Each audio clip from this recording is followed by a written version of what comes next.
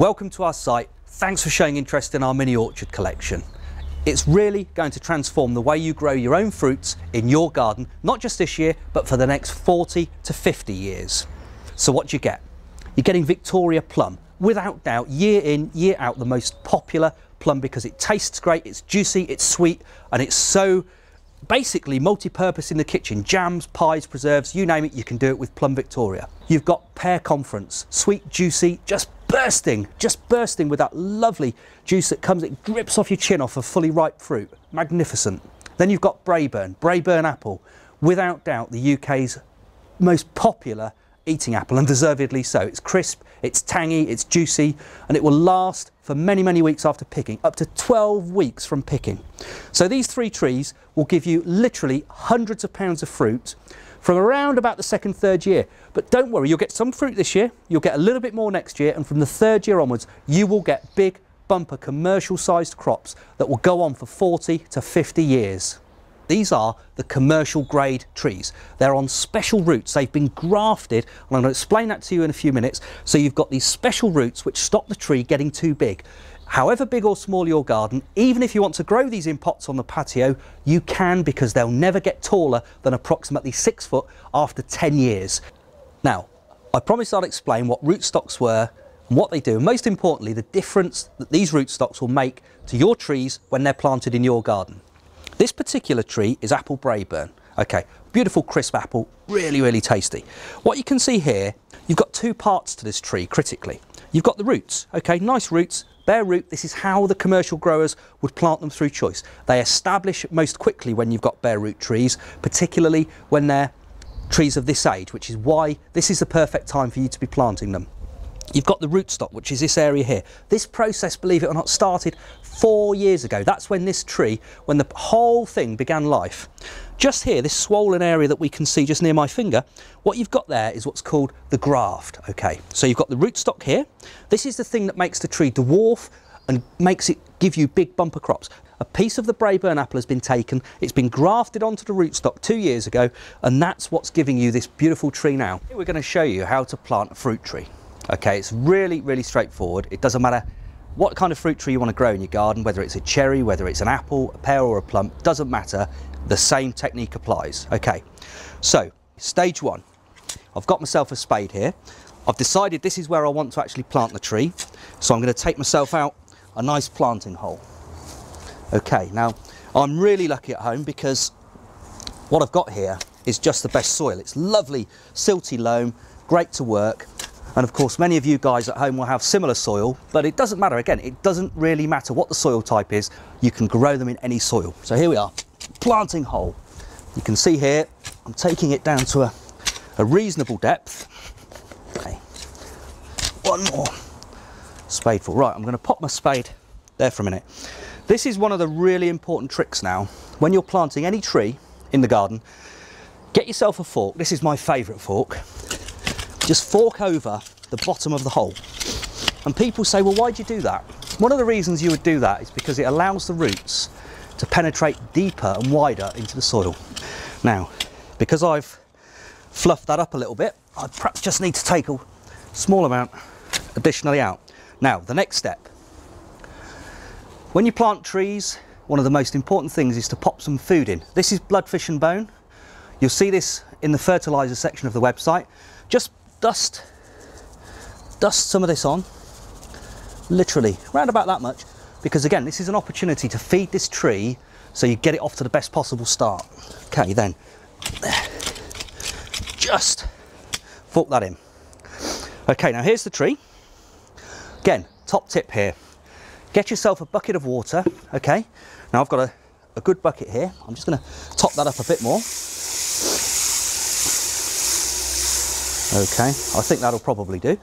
That's about round about halfway up. I'm just going to pop this in, and I'm going to give those roots a really good soak.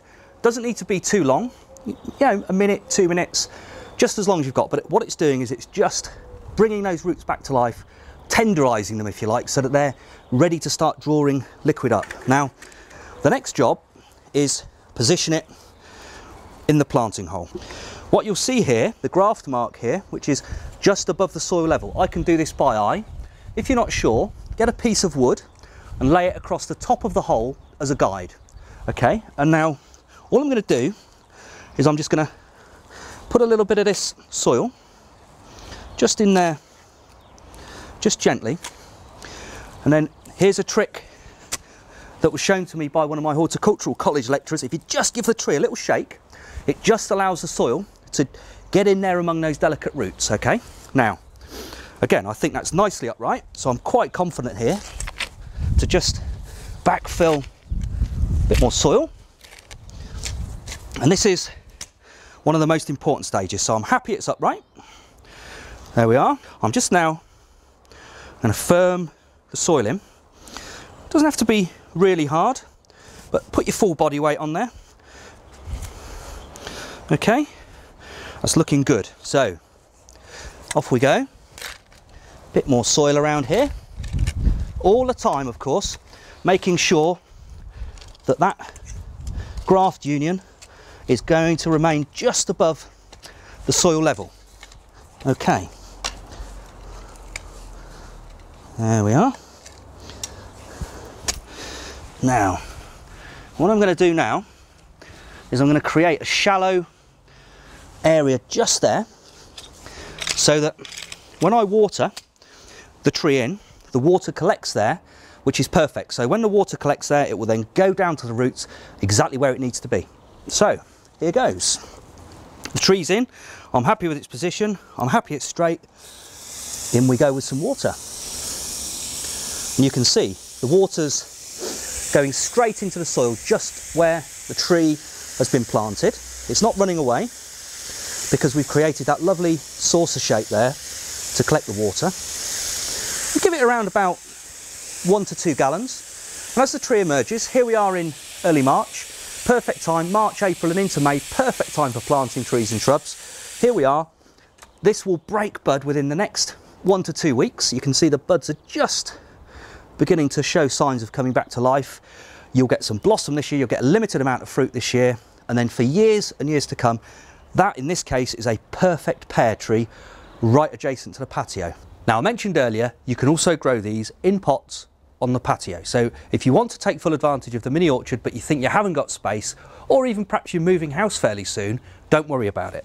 These pots are available on the website. Okay, they're 30 litres in size, and they've got good grab handles, great drainage both through the sides and through the bottom there, so really, really perfect for growing trees in. We'll get some compost in here first. Okay, I filled that about 1/4. Bloodfish and bone, important slow release nutrient for the plants here. We've had our tree soaking now. Not just a few minutes is fine, but it's been soaking in some water just to reactivate those roots. More compost. Just rest the tree on your shoulder as you do this. Settle the compost in around the roots. So we've got a nice upright tree. Just firm it around. And you really just need to leave approximately 2 inches of space. Okay, that leaves just one thing to do, which is to gently water it in.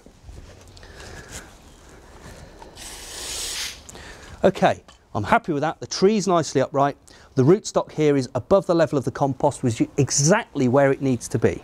So what you've got there is a typical example of how this tree could look on your patio. Perfect for years and years to come. Now, if you'd like to buy the collection immediately, the buy now button's just down here on your right hand side as you're looking at the screen.